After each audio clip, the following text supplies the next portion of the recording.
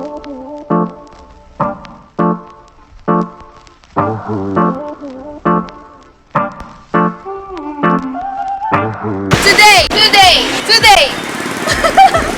Today we are here in the municipality of Bubukay and we are about to interview some of the citizens if they are knowledgeable enough about the Reproductive Health Act of 2012 and the contraceptives available in the community.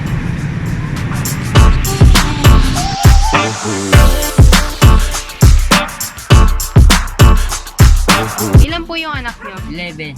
So, ilan taon po yung sila po? Ilan taon po? Yung panganay ko, yung bunso, 3 buwan. Tapos po, yung pangalawa nyo pong anak? Pangalawa, 19. 21, 1 tapos 19, 18, 18, 17, 17, 16, 14, 14, 12, saka 10, 10, saka 5, 5, saka 3. 3, saka Yeah. po yung ano. Yun. So, nagte-take po ba kayo ng contraceptives? Hindi na ngayon kasi nagtali na ako eh. Natali na po. Then, ano po, importante po ba yung family planning para po sa inyo? Siyempre, importante yun. So, bakit po importante? Ano po ba yung family planning po para sa inyo? Sa amin ngayon, wala eh. Hindi ako nagpapapamilahan kahit noon pa eh.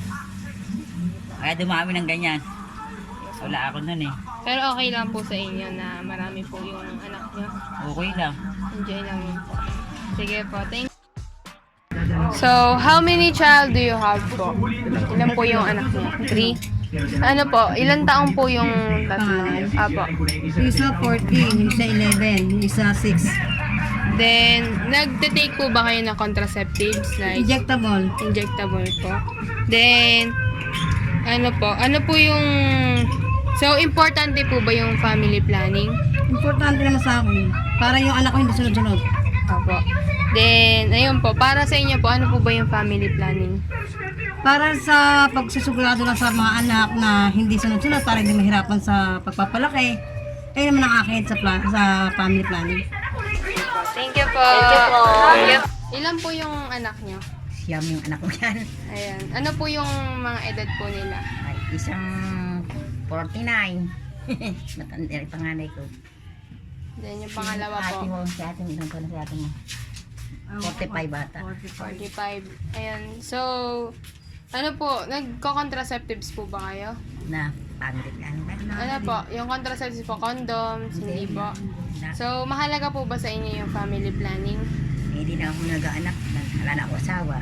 Bali Nung na ako. noon po, okay lang Hindi, ano? wala na planning. Wala naman kasi noon eh. Sige po. Sige po, thank you po. Akala ko, may natanong. Ilan po yung anak nyo? 3. So, ano po yung age gap nila? Yung Bali, yung panganay ko, 2 taon ang agwat. Yung sa bunso ko, 7. ilang taon po yung agwat. So, nagtitake po ba kayo ng contraceptives? Ano po yung contraceptives? Ano matawag dito? Implant yung. Implant. Then, importante po ba sa inyo yung Oo family planning? naman. Siyempre. Bakit po? Ano po ba yung family planning para sa inyo? Kasi siyempre kaya ako nagkaroon ng family planning para hindi dumami. So, yun. Ilang po yung anak nyo? Dalawa. Ilang taon po silang dalawa? Ito, sa 1 month pa lang. 1 month po. Nagtitake po ba kayo ng contraceptives? Hindi, mahirap pa. Hindi po. Then, importante po ba sa inyo yung family planning? Siyempre, ito matagal na sundin. Yung family planning sundin. Para sa inyo po ba, ano po ba yung family planning? Pagpaplanuhan yung para yung anak mo. Oo. Para hindi sunod-sunod, para maano yung isa muna. Sige po. Thank you po. Alam niyo po ba yung Republic Health Act of 2012? Opo. So, ilan po yung anak nyo? Opo. So, ilan po yung age gap nila? 2 years tsaka 15 years. Then, ano po yung contraceptives na ginagamit nyo? Injectable. Mahalaga po ba sa inyo yung family planning? Opo. Para po ba sa inyo, ano po yung family planning? Para hindi lumaki yung population natin. Thank you po! Yes.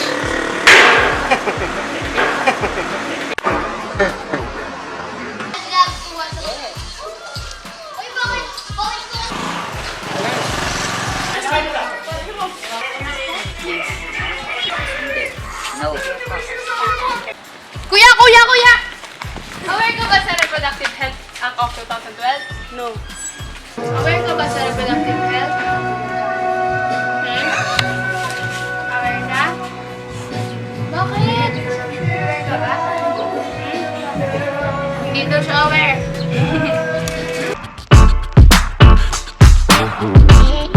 Like, pills, condom, 24 yung condom, 41 yung pills, tapos yung Lindabel, injectable. Yun.